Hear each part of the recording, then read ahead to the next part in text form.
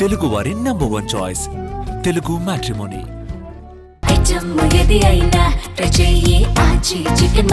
ఆచి చికెన్ మసాలా.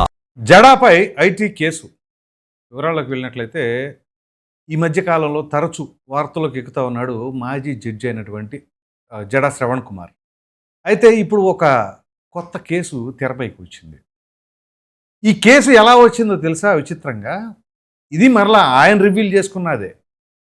ఏదో ఒక ఛానల్లో మాట్లాడుతూ ఆయన మాట్లాడిన మాటలే ఇప్పుడు ఆయన పైన ఐటీ కేసు అయ్యేలాగా చేసింది. ఇక్కడ మీరు కనుక గమనించినట్లయితే జడా శ్రవణ్ కుమార్ అప్పుడు కూటమితో పొత్తు కోసం ప్రయత్నించి 5 సీట్లు కావాలని, ప్రతి సీటుకి కూడా నాకు 25 కోట్ల రూపాయలు కావాలి అని చెప్పేసి ఎవరు చెప్పారు? ఇది కూడా ఆయనే చెప్పాడు. ఏది ఐ డ్రీమ్ నాగరాజుతో ఇంటర్వ్యూ చేస్తూ ఆ క్రమంలో ఆయన చెప్పిన మాటలే చివరికి అవి ప్రజలందరికీ కూడా తెలిసింది. ఇది ఎలా ఉంటే ఇప్పుడు అదే తరహాలో ఈ ఐటీకి సంబంధించిన వ్యవహారం కూడా బయటకు వచ్చింది. తాజాగా ఓ ప్రముఖ ఛానల్లో ఒక జనసేన పార్టీకి సంబంధించిన వ్యక్తి ఫోన్ కాల్లో ఆ డిబేట్లోకి వచ్చి మాట్లాడటం జరిగింది. అదేంటో వినిపిస్తా, ఆ తర్వాత మనం విశ్లేషించుకుందాం. ఆయన 2016లో సార్ 2016 ఐటీఆర్ ఆయన 6,74,000 చూపించారు సార్. 2017 ఏమో 7,54,000 చూపించారండి. 2018లో ఏమో 8,80,000 నాకు ఐటీ రిటర్న్స్ ఉన్నాయని చెప్పి చూపించి 2016, 17, 18 6 లక్షలు ఒకసారి, 7 లక్షలు ఒకసారి, 8 లక్షలు ఒకసారి అది ఐటీ రిటర్న్స్లో తను చూపించాడు. ఇంకా విందాం. ఆయన మొన్న 2024 ఆయన ఎలక్షన్ లో నిలబడినప్పుడు ఆయన పార్టీ తరఫున అఫిడవిట్ లో ఇచ్చినప్పుడు ఓవరాల్ గా నా మొత్తం ఆస్తి 23 లక్షలు అన్నారు. 23 లక్షలు అని చెప్పేసి ఓవరాల్గా ఎప్పుడు మొన్న అఫిడవిట్లో 2024 ఎన్నికల్లో పోటీ చేసినప్పుడు అఫిడవిట్లో ఆయన చూపించింది అని.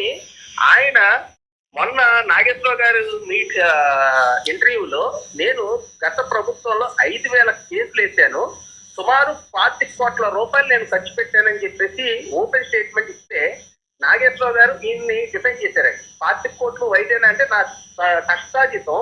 అయితే మీ ఇన్కమ్ ఎంత, మీ కేసు ఎంత తీసుకుంటారంటే ఒక్కొక్క కేసుకి నేను నెలకి 70-80 లక్షలు సంపాదిస్తానని చెప్తూ అది గత ప్రభుత్వాల్లో 5,000 కేసులు వేసాను, ఓ నెల మొత్తం మీద ఒక 70-80 లక్షలు నెలకి సంపాదిస్తానని చెప్పేసి అన్నారట.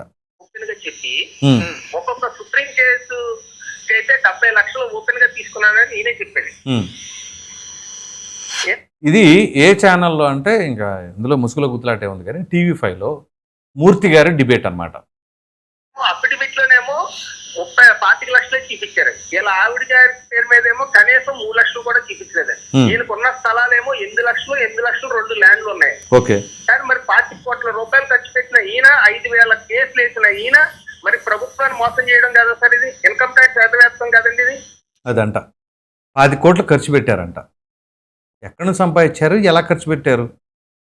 మరి ఈయన అంత ఖర్చు పెట్టిన ఆయన నాకు డబ్బులు ఇవ్వండి అని చెప్పేసి ఎలా అడుగుంటారు? ఈయన ఆర్థిక నేరస్తుడు కదా సార్ ఈయన.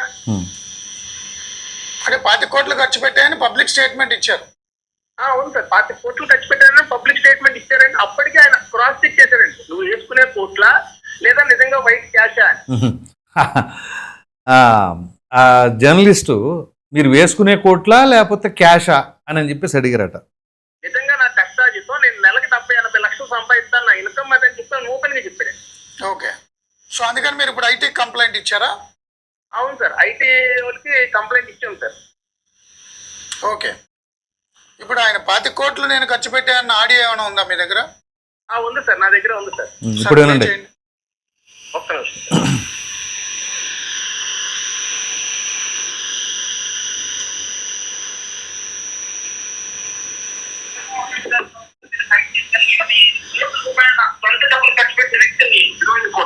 అయ్యో ప్రొఫెషన్ 5,000 కేసులు వేశారు నాగరాజు గారు. ఈ రాష్ట్రంలో 4 సంవత్సరాల్లో హైకోర్టులో 5,000 కేసులు వేసిన మొట్టమొదటి చరిత్రనాది. 5,000 కేసులు వెళ్ళి చూడండి. కోట్లు అయ్యో వేసుకుంటే కోట్లు అనుకుంటారు, 20 ఉంటాయి. పార్టీ ఎస్టాబ్లిష్మెంట్ కి ఎన్ని వందల సభలు, రౌండ్ టేబుల్, నేను ఒక 1000 రౌండ్ టేబుల్ పెట్టుకుంటా. 1000 రౌండ్ టేబుల్ పెట్టారట. అంటే ఆ 25 కోట్లు అలా ఖర్చు అయినాయని చెప్తున్నారు. ఒక్కళ్ళ దగ్గర దగ్గర ఇంకొక కాఫీ తాగే అలవాటు నాకు లేదు, నేను తాగు. ఎందుకంటే చందాలు వసూలు చేసి డబ్బులు తీసుకునే ఆ వ్యక్తి వాల్యూ నాకు తెలుసు. ఓకే, రైట్ అండి. సో ఆయన ఆ రకంగా 25 కోట్లు ఖర్చు పెట్టారు. ఓకే, ఖర్చు పెడితే పెట్టచ్చు, సంపాదించుకోవచ్చు, ఖర్చు పెట్టుకోవచ్చు, తప్పలేదు. కాకపోతే మరి ఆ 25 కోట్లు చూపించాలిగా ఐటీకి. మనకి ఎక్కడి నుంచి వచ్చింది, దాని సోర్స్ ఏంటి? కోర్స్ కేసులు వేసి ఉండొచ్చు, కేసులు వాదించి ఉండొచ్చు, దాని ప్రభావంలో వచ్చి ఉండొచ్చు. కానీ మరి అది చూపించాలిగా. 70-80 లక్షలు అని చెప్పేసి అంటున్నారు. మరి అది ఇన్కమ్ ట్యాక్స్కి ఎంత చూపించారు? అక్కడ అఫిడవిట్లో చూస్తేనే 23 లక్షలు ఎలాగా?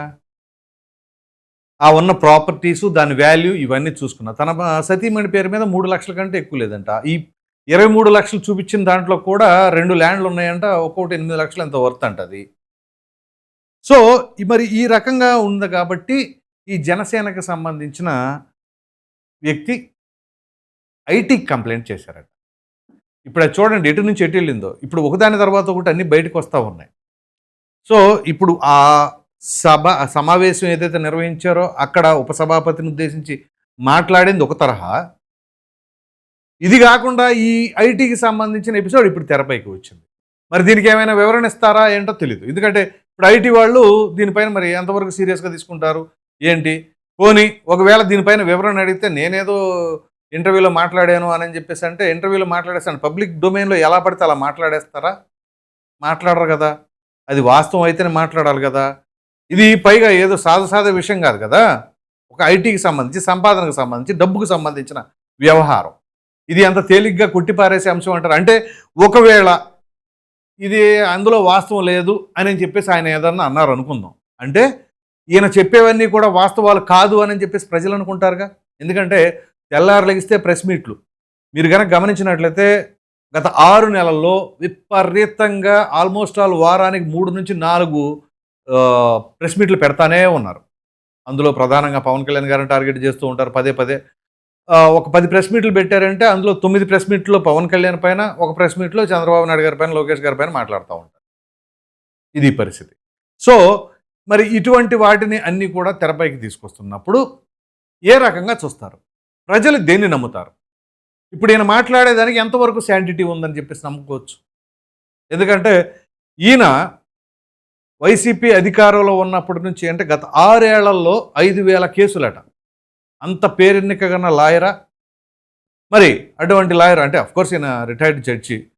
మరి ఆ లాలో ఎంతవరకు ఈయనకి ఎక్స్పర్టో, మరి ప్రజలు ఏ రకంగా, అంటే ఎవరైతే ఆ కేసులు వాదించమని ఇచ్చారో వాళ్ళు ఏ రకంగా ఇచ్చారో ఏంటి, నిజంగానే ఇచ్చారా, ఇస్తే అంత రెవెన్యూ జనరేట్ చేసుకున్నారా, చేసుకుంటే మరి ట్యాక్స్లు ఎందుకు పే చేయలేదు, మరి ఇది కూడా క్రైమ్ కిందకి రాదంటారా? ఇలా అనేక రకాలైన కొత్త సవాళ్ళను అయితే ఎదుర్కోవాల్సి వస్తుంది మరి జడా శ్రవణ్ కుమార్. అంటే దీన్ని ఐటీ ఎంతవరకు కన్సిడర్ చేస్తుంది, ఏ రకంగా చూస్తుంది అనేది కూడా ఆలోచించాలి. కానీ ఒకసారి వివాదంలోకి వస్తున్నాయంటే ఇదిగో ఒకదాని తర్వాత ఒకటి వస్తానే ఉంటాయి. సో ఇప్పుడు దళితులకు సంబంధించిన సమావేశం అని, ఆ సమావేశం పెట్టింది ఏంటి, వీళ్ళు మాట్లాడింది ఏంటి, ఆ స్టాండ్ ఏంటి, వాళ్ళ లైన్ ఏంటి, వాళ్ళ టార్గెట్ ఎవరో. పైగా దీన్ని తీసుకొచ్చేసి అతని పేరేంటి, ప్రశ్న రావణ్ అలియాస్ జోసెఫ్, తను తీసుకొచ్చేసి మాట్లాడిస్తాం. అతను మరి ఏ రకంగా అనుకుని ఏమనుకుని ఏ ఉద్దేశంతో మాట్లాడాడు, కానీ చివరికి ఇప్పుడు ఆ కాన్సిక్వెన్సెస్ అన్నీ కూడా అతనే ఫేస్ చేస్తూ ఉన్నాడు. ఈయన ఎంతవరకు వాదిస్తాడు, ఎన్ని కేసులు వాదిస్తాడు, పోనీ ఫ్రీగా వాదించాలి, ఎంతవరకు వాదిస్తాడు? ఇప్పుడు మరి ఆ కేసుల్లో ఈయన 25 కోట్ల రూపాయల వరకు సంపాదించుకున్న వ్యక్తి మరి ఇప్పుడు ఇవన్నీ ఫ్రీగా ఎలా వాదిస్తారంటారు? సరే వాదిస్తారా వాదించరా అది తన ఇష్టం, వాళ్ళిద్దరి మధ్య ఉన్న అండర్స్టాండింగ్. కానీ ప్రజా సమస్యల పట్ల కానీ లేకపోతే ప్రజా జీవితంలోకి వచ్చి మాట్లాడేటప్పుడు కానీ ఎటువంటి అంశాలు లేవనెత్తాలి. మరి తెలిసి మాట్లాడారో తెలియక మాట్లాడారో, ఆ పొత్తు ఆ డబ్బు దాని గురించి మాట్లాడారు. అలాగే దీని విషయంలో ఇక్కడ నేను ఇంత సంపాదించుకున్నాను, ఇంత ఖర్చు పెట్టాను అని చెప్పేసి అంటున్నారు. సో వీటన్నిటి నేపథ్యంలో మరి ఇప్పుడు ఈయన మాటల్లో శాంటిటీ అనేది ఎంతవరకు ఉంటుంది అనేది పెద్ద ప్రశ్న. అఫ్కోర్స్ అనేక మంది అనేక రకాలుగా అభిప్రాయాలు వ్యక్తపరచవచ్చు. కానీ ఇప్పుడు ఆయన నేను ఒక రాజకీయ పార్టీ పెట్టాను, మరలా రాబోయే ఎన్నికల్లో ఉప ముఖ్యమంత్రిని అవుతాను అని చెప్పేసి అంటే మరి ఎవరి పార్టీతో పొత్తు పెట్టుకుని నేను ఉప ముఖ్యమంత్రి అవుతారు? ఆంధ్రప్రదేశ్లో ఉన్నది 2 ఆప్షన్లు, ఒకటి కూటమి, 2 వైసీపీ. సో ఇప్పుడు కూటమితోనే అతని యొక్క యుద్ధం కొనసాగుతూ ఉంది కాబట్టి ఖచ్చితంగా వైసీపీ పట్లే ఆయన పొత్తు ఉంటుంది. ఉంటే అప్పుడు సింహం సింగిల్ ఏమవుతుంది? అది కాస్త అటకెక్కినట్టేనా? ఇప్పుడు మాట తప్పరు మడమ తెప్పరు, సింహం సింగిలు దమ్ముంటే మీరు సింగిల్గా పోటీ చేయండి అని చెప్పేసి వైసీపీ వాళ్ళు పలు సందర్భాల్లో సవాళ్ళు విసిరారు. అరే, రాజకీయాల్లో పొత్తులు అనేవి సహజం. ఒంటరిగా వస్తాయేంటి, కూటమిగా వస్తాయేంటి, ప్రజలు ఎవరిని ఆశీర్వదిస్తే వాళ్ళు గెలుస్తారు. 2019లో సింగిల్గానే ఉన్నారు, గెలిచారు. 2024లో వాళ్ళ పరిపాలన చూసిన తర్వాత మీరు సింగిల్గా వచ్చిన, పొత్తుతో వచ్చినా మాకు వద్దు అని చెప్పేసి ప్రజలు నెత్తినెవరు కొట్టుకొని వాళ్ళకి అగెయినిస్ట్గా తీర్పునిచ్చారు. ఇది పరిస్థితి. సో అప్పుడు ఇదే జడా శ్రవణ్ కుమారు ఇదే జగన్మోహన్ రెడ్డి పరిపాలన ఉద్దేశించి అనేక రకాలుగా ప్రతిరోజు ఇప్పుడు ప్రెస్ మీట్లు ఏ రకంగా పెడుతున్నారో విగరస్గా, అంతకంటే ఎక్కువ విగరస్గా ఇదే వైసీపీని అటాక్ చేశారు. మరి ఆల్ ఆఫ్ ఏ సడన్గా ఇప్పుడు వైసీపీ బ్రహ్మాండం అయిపోయింది. అది ఎందుకు ఏంటి అనేది ప్రజలే నిర్ణయించుకుంటారు. సో మొత్తం మీద చూసుకున్నట్లయితే ఈయన మాట్లాడే మాటలు మరి అవి ఎటు నుంచి ఎటు చుట్టుకుంటున్నాయి అని చెప్పేసి అయితే మాత్రం మనకి తేటతెల్లమవుతుంది. మరి మీరేమనుకుంటున్నారు ఈ వీడియో పైన అనే అభిప్రాయాన్ని అయితే కామెంట్ సెక్షన్లో తప్పకుండా తెలియజేయండి. Thank you.